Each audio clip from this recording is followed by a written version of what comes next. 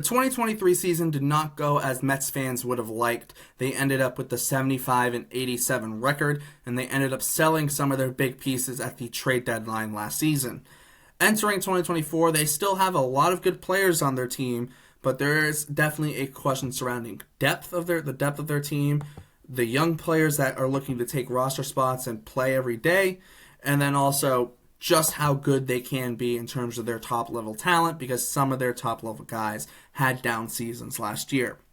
Heading into 2024, we're going to discuss all of that. We're going to discuss it right here. As my name is Derek, I'm here with Joey. You are watching Bleacher Brawls, and this is your New York Mets 2024 team profile. First things first, we're going to talk about some of the key players for this Mets team. As I said in the opening, they do have a lot of good players on their team, and a lot of interesting players too.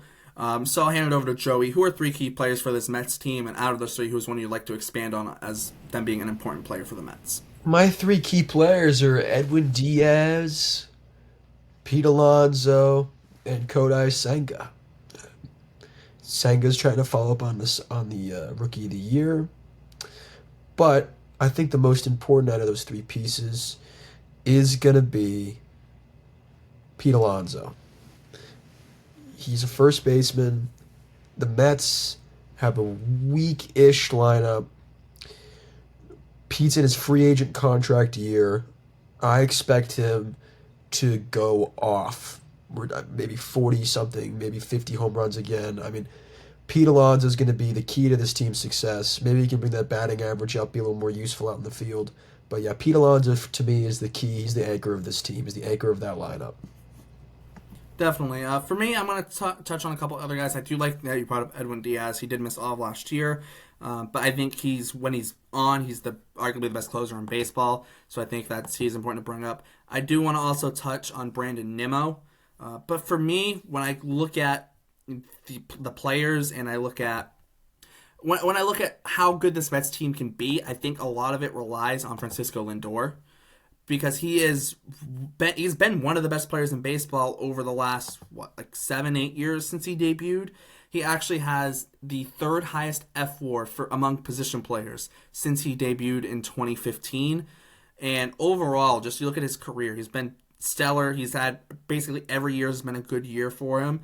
He's put up a FWAR. The lowest FWAR he's ever put up in his career in a full season is 4.0, and that was his rookie year in 2015. The last 2 years, he's put up an FWAR over 6 the last 2 years, and he hit 31 homers last year, and just had a very solid year. Also stole 31 bases, being a 30-30 guy, and he also brings solid defense at shortstop. I think the Mets will go as Francisco Lindor goes. I feel like he's kind of the heart of the team, especially now, considering I think he's their star player, and I think people forget just how good he is. I think he almost flies under the radar because he has, like I said, third highest FWAR since 2015. It's not just how good he is, he also stays healthy, which is a big thing for the Mets, and I think he'll play a big role in their team in 2024. Moving on to key offseason moves for the Mets. Obviously, they signed Harrison Bader. They also picked up Joey Wendell, and then they picked up a group of relievers: Jorge Lopez, Shintaro Fujinami, Jake Diekman. They also snatched up Luis Severino and Sean Manaea off the starting market in free agency.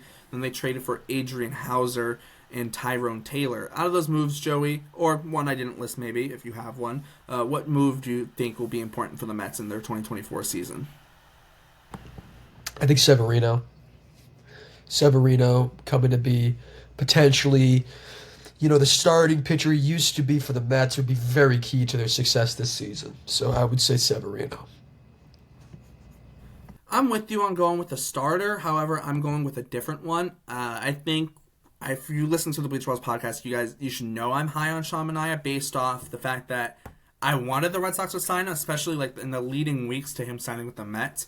Then after it became clear the Red Sox weren't going to really sign anyone, I wanted the Red Sox to go and get him. Unfortunately, that didn't happen. But when I look at it now, I think the Mets got a really good deal with Manaea. 2 years, $28 million. He can opt out after the first year. But when you look how after the changes that Manaea made last year with adding the sweeper and how much better he performed after adding the sweeper, and then when he made those 4 starts at the end of last year and pitched well, although he didn't use the sweeper in those starts, so we'll see how the pitch mix ends up working out with Manaea this year with the Mets and him starting.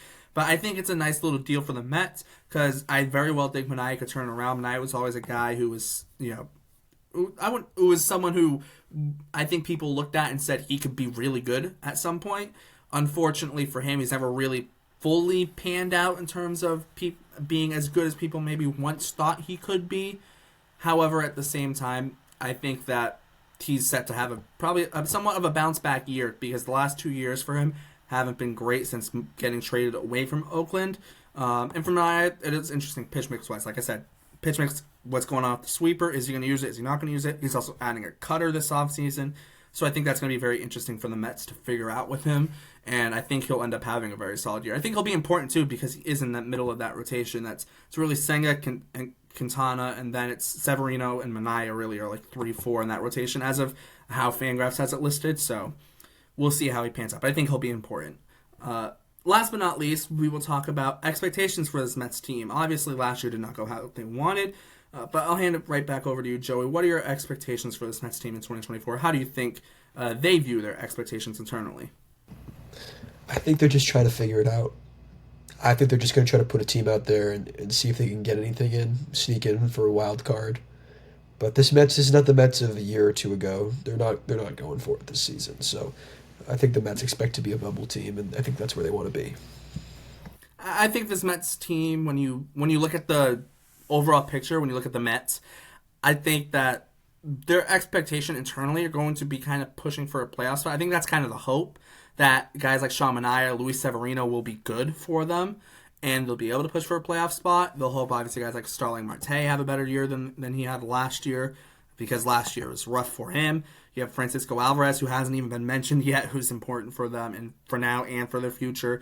Brett Beatty's young. He'll hope to have a better year. Unfortunately, Ronnie Mauricio did tear his ACL in winter ball this offseason, so that's a loss for them. But I think overall they will. I think they'll try and be competitive while incorporating some of their younger players. I think that's kind of the aim for them this year. Try and be competitive. Don't, I don't think they're going all in at all. They traded their players like Verlander and Scherzer last year, and they brought in prospects like Luis Angel Acuna, and they brought in guys for the Astros. So I don't think they're going to be going all in or anything, but I do think they do. I do think they hope to be competitive in 2024. How competitive, only time will tell, but I think their goal is to be competitive, which I think is actually a great place to wrap it up on. I'd like to hear from Mets fans in the comments. Mets fans, let us know your thoughts on your team entering 2024. How competitive do you think they will be?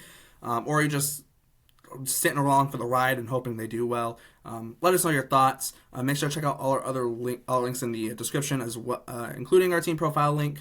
We'll have that in the description, so you can check out all the other team profiles that we've done and will be doing in the future.